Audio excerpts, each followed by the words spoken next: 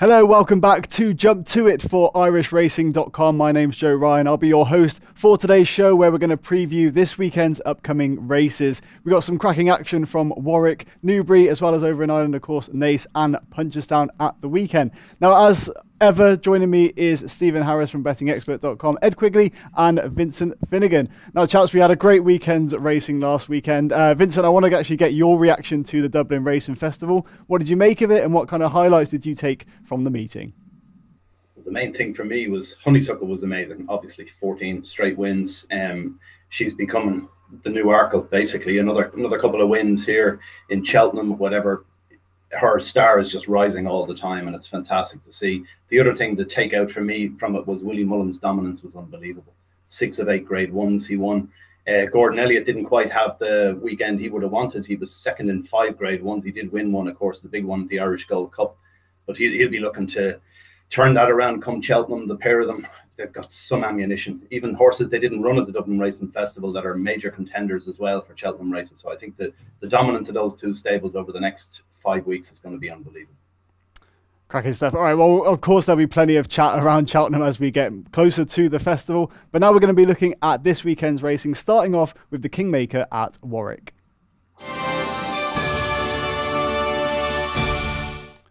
So with the declarations now in, it looks like a really interesting lineup here. Edwardstone against Third Time Lucky. Ed, I want you to kind of take us through the card and take us through what you make of this matchup. Yeah, this is fascinating, isn't it, Joe? We got Edwardstone, Third Time Lucky, Brave Sheska. Actually, I don't think Adrimal or Fav will actually run in the end of this. But essentially, the 3 to concentrate on would be Edwardstone, Third Time Lucky, and Brave Sheska. Now, Edwardstone clearly a horse who's been in scintillating form over fences this season. Absolutely smashed the field to bits at Sandown, and then looked very good at Kempton again over the Christmas period. On official figures, has £6 in hand and is the right favourite on that basis. But I do think Third Time Lucky will serve it up to him here. You go back to the run at Sandown in December where Third Time Lucky was miles behind Edwardstone. That was Third Time Lucky's 3rd run in, I think, 5.5 weeks. I think it was a bit of a busy schedule was catching up with him, and that was very soft ground on that occasion. This would be much more in his favour. You know, I think it's good to soft, good in places at the time of recording at Warwick. The sun's out. They're due 2 days of bright sunshine. It's going to be good ground for this contest. And if you look through Edwardstone's best form, it's often come with substantial give underfoot. Put it this way, I think this is a lot closer in the market than perhaps even money 2-1 suggests. Brave Sheska is definitely the fly in the ointment here. I thought, or Venetia seemed to kind of indicate last time out, after this horse absolutely hacked up over the course of distance, they would head straight to the Grand Annual on the back of this. Well, I thought, to try and protect his mark, because off 145, you think he'd go really well in that. Interesting, they're pitching him into the deep end here. Maybe that he's got an Arkle entry. Maybe they think, well, if he turns over Edwardstone, and let's not forget is the joint favourite for the Arkle, then maybe they'll have a crack at the big one at Presby Park next month. Fascinating little contest, this. Some really intriguing runners. Edwardstone sets the standard, but I think round Warwick on good ground, Third Time Lucky is a very quick horse, a strong traveller, as we saw that at Cheltenham back in the autumn on good ground. I think he'll really serve it up to the favourite. And Venetia, of course, in cracking form as well of late in the last 21 days. So, yeah, Stephen, I'll bring you in here as well. And from a punting point of view, what do you make of Warwick as a track, and what kind of contest do you expect in the Kingmaker? Yeah, it's sharp left-handed, Joe. I think Ed's right. It's going to be goodish ground. They're going to go a million miles an hour here. There's only 4 runners, but 4 Pleasure, the bottom one, is a confirmed tearaway. Now, I suspect 4 Pleasure is a real spoiler for Brave Sheska, who also wants to dominate. So there's no way that 4 Pleasure won't lead. Brave Sheska will sit second, and the 2 principals will be sort of third. This is actually very interesting. I mean, I think Edwardstone is the form choice. He's done nothing wrong over fences. He's won round Warwick in style. He's a sound jumper. He finds for pressure. Third Time Lucky, the positives for him are he's got loads of speed. They got it wrong when they rode him from the front at Sandown when Edwardstone won. He'll be held up. He cruised round Doncaster. He would have beaten 4 Pleasure by about 15 lengths if that one not fell. He had his measure at the time. It's informed stables is an interesting one. Ed touched upon it. Dan's had 9 winners in the last fortnight. Alan King, 2 from 34. If you're going to play at a short price, that's slightly alarming. I mean, we're going to talk about Paul Nicholls. So I think he's 2 from 40, and he's not had runners for a few days. So they are concerns. When you're a punter at short prices, you don't want to be back in dead stables. So I think it's a fascinating race. My selection was Edwardstone. I think he's got a good makeup. I really like him. And he's probably a bit more of a straightforward ride than Third Time Lucky. But I think it's a prices race. I'd be surprised if one of the front two didn't win. Yeah, I think that's a fair shout. But now we're going to move on to the next race on the card, or at least the programme. We're going to look at the 3 o'clock at Newbury. So here, the Game Spirit Chase over 2 miles, of course. Last year, won by Sceau Royal, outstaying champ at Newbury there. So I want to bring in Stephen here as well. What have you made of Sceau Royal since that win? And can he go on to actually perform here? Yeah, I mean, first thing to say, Sceau Royal again, Alan King, slightly worried about the stable form, but I expect they'll bounce back sooner rather than later. You can forget his run over hurdles last time. Bad ground, dropped out, never got involved. That's a strikeout run for me. I think he's the clear form choice here, and I think he's got a very good makeup. I'd be worried about Hitman producing his best with Paul Nicholls really struggling. Sky Pirate seems to have gone back to his doggy, weak finishing ways. And the other two, well, Editor Ditcheat is definitely going to lead, but he's been extremely effective at Cheltenham twice this winter under brilliant attacking rides where he jumped superbly and had a sort of big clear lead from an early stage. Just have my doubts whether those tactics will be quite so effective round Newbury. Very long straight. It's much harder to make all the running there, in my opinion. And there's the presence of Venetia's, must get the name right of this one, Funambole Sivola, who wants to probably front as well. So I think it's made for Sceau Royal. He's a Newbury horse. He'll love the decent ground. I think he'll glide round and pick them off late. And how about for you, Ed? I mean, what kind of view do you share Stephen's view here? Or thanks, Stephen, by the way, for pronouncing that horse's name. That kind of gets me out of the water a little bit. Ed, what do you make of it?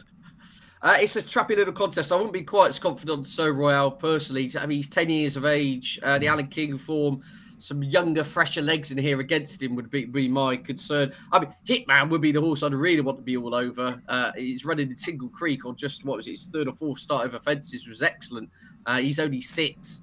But again, the Paul Nicholls kind of hoodoo at the moment with the flu jabs. I now see they're doing blood tests for potassium levels and checking the hay. And there's a little bit of a head-scratching job going on down at Team Ditcheat at the moment. So that would put me off. All in all, I'm very happy not to have a bet in this. I think this is a really exciting little race. Whether it have any great bearing on the festival, in that sense, probably not. But in itself, it's a 5-runner race, but some quality horses on there. Just on balance, Sceau Royal, 10-year-old with Alan King out of form, I'd probably be against him at the prices, but no really strong view. As I said, Hitman's the one I would like to back, but I am worried about the Nicholls stable form, so I'm happy to sit this one out. Yeah, now a trainer obviously that is in form as well, Nicky Henderson, of course. And he has the favourite in the next race we're going to look at. So the Betfair Hurdle, of course, won by Soaring Glory last year. But Ed, your tip is actually in this race, so I'll go to you first. And why you're liking the look of that favourite? Yeah, not normally my style, is it, Joe? I'm looking for some 25 to 1 shot to try and not drop out the back of the television. But I'm with the favourite here, Broomfield Berg. I just think he's a really exciting individual. He really is. Absolutely really strong traveller. Your typical kind of Henderson glider, if you like. The win at Kempton last time out over the Christmas period, yeah, it gets absolutely nothing, really. But the first time, what is most important about that, Joe, is it's the first time the horse dropped the bit and didn't pull the jockey's arms out. He actually just relaxed and settled. And I mean, he won, 10 lengths hard held. I mean, the form does have some substance to it. He beat Black Poppy. That horse has come out and won again since. And then if you go back to Broomfield Berg's Cheltenham run in December, of course, he looked cruised around and looked the winner coming into the home straight. But again, he'd been very keen in the early stages of that race, and that told up the Cheltenham Hill when he got seen off by Lively Citizen. That horse has come out and won since. So, albeit at a lowly level, the form does have some form of robustness to it, and I just think he's a strong traveller. I just think he's got to be better than a marker 1-3-4, personally. To me, put it this way, there's a case to back him each way here, because I'll be shocked in this field of 14 if he can't at least travel his way. Even nothing will be going better than him coming to 2 out. I just think he's going to travel into contention. Whether he finds enough off the bridle coming into the hard yards will all be due to how well he settles in the early stages. But I said that the key was last time out at Kempton, It was a small field. I thought, oh, here we go. We're going to have the same problem again. This horse is going to be pulling Nico's arms out and he's going to fall in a hole. For whatever reason, maybe he's just maturing, getting older. The horse just settled and he absolutely powered away. And I think this biggish field, strong gallop should really suit him. And yeah, I think he's a worthy favourite, and I'd have him a lot shorter personally. And speaking of maturing type, Stephen, I'll bring you in and get your view on the race as well. Very droll, Joe. Very droll. But I agree with most of what Ed said. But I've gone for a similar horse with a similar profile. JPR1. He's off 130. First go in a handicap. His debut effort was the one that made me sit up and take notice at Exeter. It looked a complete match between Luttrell Lad, a very useful Hobbs novice, and I Am Maximus, who at the time was Nicky Henderson's #1 supreme hope, believe it or not. And the pair of them got chinned by JPR1, who came from a mile back under a confident ride. There was no fluke about it. Since then, he's cruised around Cheltenham and looked sure to win a warm contest, but he came stand side and it was greenness. I think often happens at Cheltenham. They come down to the bottom of the hill and they hit you can see the stand as they hit the final climb. They're all stargazing, not really going on with it. And JPR1's inexperienced told at Cheltenham he got mugged, but he made amends at Taunton in an egg and spoon race the other day. He's got 130. Just as Ed said about Broomfield Berg, both of them could have got £10 more. I mean, I think the UK handicap has been lenient this year with young horses out of Novices. I don't think he's absolutely right because they're getting a real crack of the whip against older seasoned handicappers. And I just think JPR1, I mean, I'm not a massive fan of Nico de Boyn, but least of all in 14 runner handicaps. I'd be slightly worried about him settling again, finding a clear run. But I do respect his form claims, but just preferred JPR1. Great stuff. All right, there was another race actually I wanted to kind of just get your guys' opinion on really more than anything. That is the Denman Chase. So here we have Clan des Obeaux as the odds-on favourite right now. But again, it's that Nicholls form as well, potential concern. Stephen, just take us through your thoughts on how that race is shaping up at this stage. Yeah, well, Paul Nicholls is 2 from 40. He hasn't had a runner in the early days of this week. That's very worrying. And, you know, sometimes these things get overplayed, but actually they've been running absolutely appalling. I mean, Dolos was a winner at Sandown on that Saturday, and everything else he ran came tailed off. He ran a Hunter Chaser, went from 7 of on to 11 to 8 at Musselburgh, got beat a fence. And they're just not right. I mean, that might, by the time we get round to Saturday afternoon, that might be complete nonsense. They do tend to bounce back after the old flu jab, but they've tended to bounce back by now in the past, not sort of 4 or 5 weeks before Cheltenham. I think he's properly worried, Nicholls. I wouldn't be surprised looking ahead if he doesn't run much at Cheltenham, unless there's a quick about. This weekend will be perhaps a turning point. I couldn't take Evans, Clan des Obeaux. I thought he was fairly disappointing, finishing second in the King George, and that's his track and that was his race. So I couldn't dream him at a really short price. Maybe Eldorado Alan, who's 12 to 1, who's got a bit to find on ratings, but I think Brendan Powell's booked for Colin Tizard, and they are going really well. Brendan Powell riding superbly most of the Tizard horses now. And this one finished second behind Mr. Fisher at Kempton on the 15th of January. And I thought that was a good effort. And maybe this more galloping, long straight at Newbury will be more suitable. He's 12 to 1. He comes from an informed stable. He's Ed's favourite horse. I know he was on for the Haldon Gold Cup, I think, earlier in the season. Or he was on a Hitman, rather. Thanks. Just to remind you. But, I think he'll run well. It's not a race I'm racing to get involved with, but I'd probably be leaning against the favourite, to be honest. Now, another race that does kind of stand out, at least for one of the horses declared, Brave Man's Game running in the 1:15. Ed, I wanted to just get your view on that race in particular and where Brave Man's Game can go after Newbury. Yeah, indeed. I mean, an interesting tactic, isn't it? Brave Man's Game running in this, giving away lumps of weight to his rivals. Paul Nicholls was being interviewed about this race a while ago. He ran Denman in this back in the day, but that's when it was a level weights novice contest. Here it's a limited handicap, so he's off 11.8. He's got to give over a stone to the rest of the field, but he says he's got to get a race into him somewhere between now and the festival, and this is the chosen target. Yeah, of course, worries over the stable form, etc., and then going further forward, I still think on balance they're probably looking at the 3 miler. Obviously he's got the entries in the Turners as well at the Cheltenham Festival.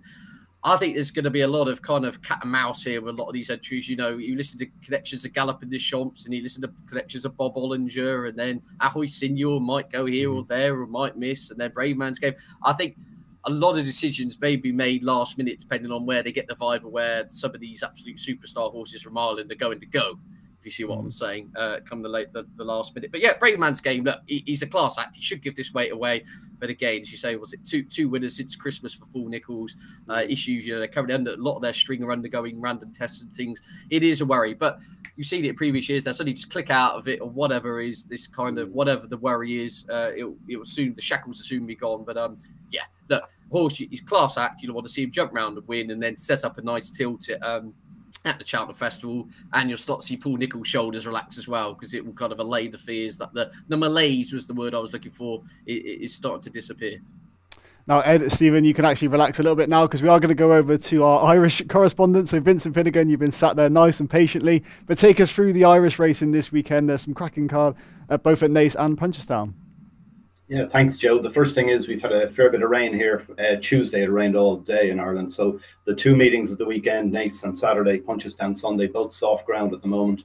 Naas Saturday, we've got an auction hurdle, which you wouldn't expect to think would have much relevance for Cheltenham, but it certainly does.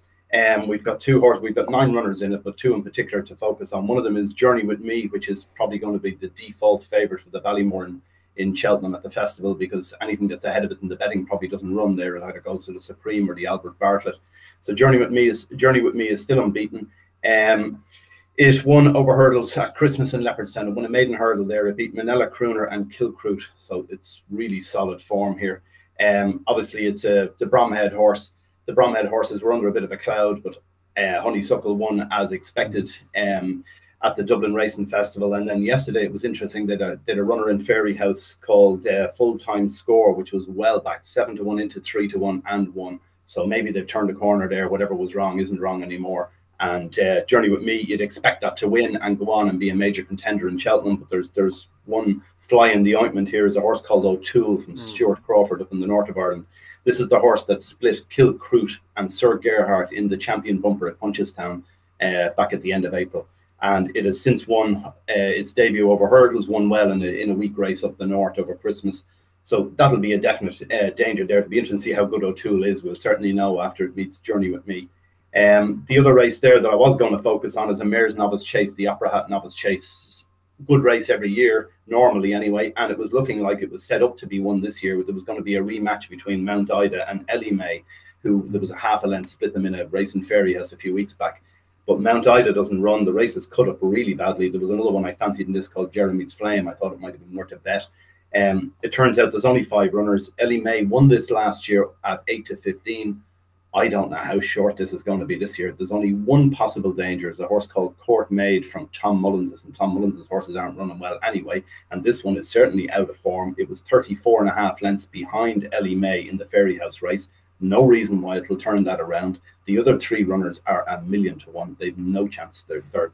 They get half a stone, but they're 50, 60 pounds behind Ellie May on ratings. They've absolutely no chance. So Ellie May is going to be a crazy short price. Probably one of the shortest prices of the season, I'd imagine, in Ireland. Then we move on to Sunday in Punchestown. It's a good card in Punchestown. There's a lot of interesting things there. The first one is there's a Grand National trial sponsored by the South African bookmakers Hollywood Bets, and they've done a very interesting thing here.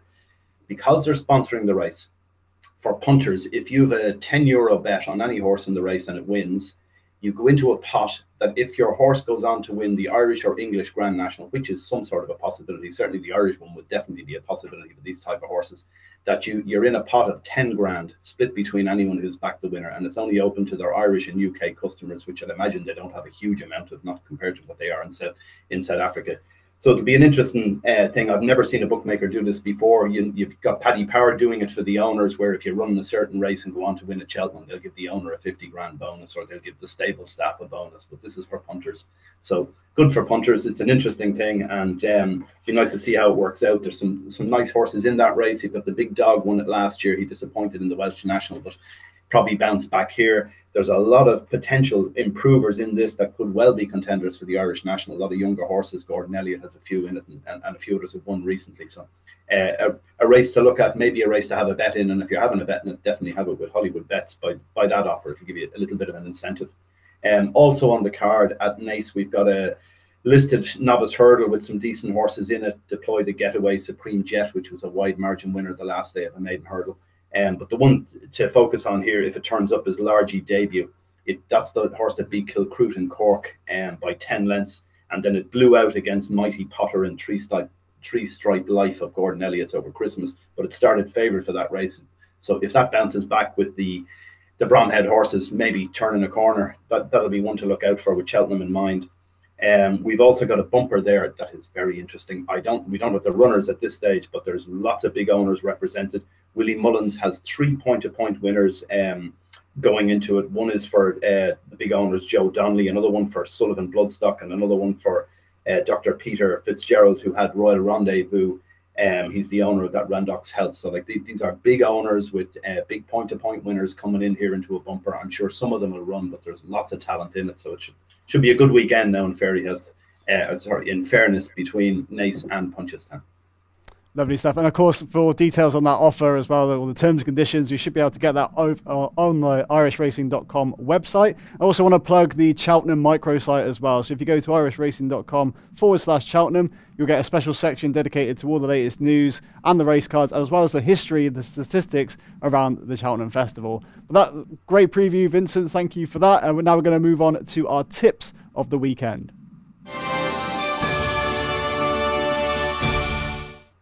So, Vincent, while we have a kind of island in mind, I might as well start with you. Only one tip this weekend, but give it to us. Yeah, it was due to be two. As I say, one of them doesn't run. Jeremy's Flame, I thought had a chance in that opera hat, but they've decided not to go against Ellie May. So the one I have is in this Grand National Trial at Punchestown. It's a horse called History of Fashion, trained by Pat Fahey. Very unexposed runner. It'll love this trip. It won really well the last day. And they were talking about an Irish Grand National after the win the last day. They think that's the race they're going to be aiming for. So this would be an ideal thing here. It's got a very light weight. The one little proviso with it has a tendency to jump right. It's jumped right in most of its races, but Punchestown will suit being a right-handed track, so that shouldn't be a problem in real terms. But it is something to be aware of. But I think History of Fashion at a price of a lightweight has a definite chance here. Great stuff. Well, best of luck to you and your tip. Ed, I want to bring you in here. Unfortunately, a losing week last week, but hopefully you can rectify things with your tips for this weekend.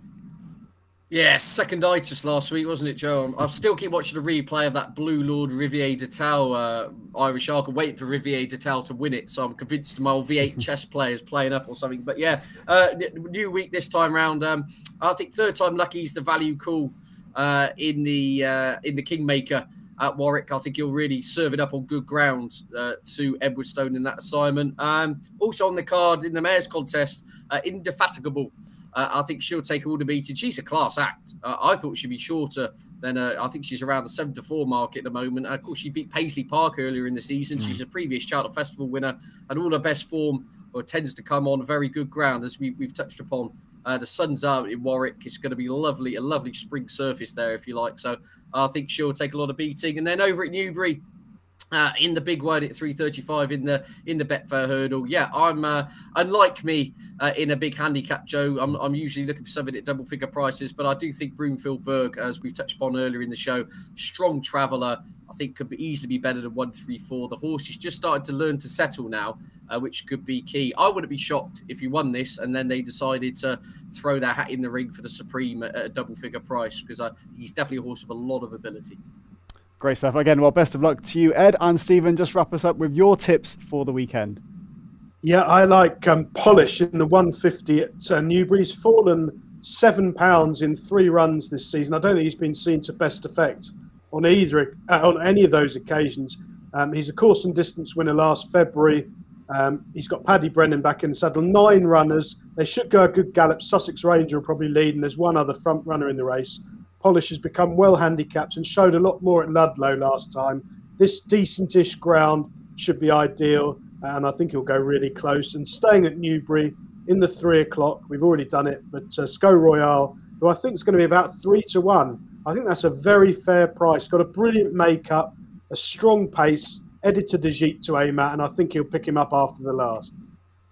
Beautiful stuff. All right then, guys. Well, that wraps it up for this edition of Jump to It. Of course, if you do place a bet, then please do gamble responsibly. As I said before as well, check out the Cheltenham section on irishracing.com as well. And also subscribe for more, because we'll be back during the week for more reaction shows. There's also plenty more coming on your way from irishracing.com in future. But that wraps it up for today. Thanks a lot for watching, and we'll see you again very soon.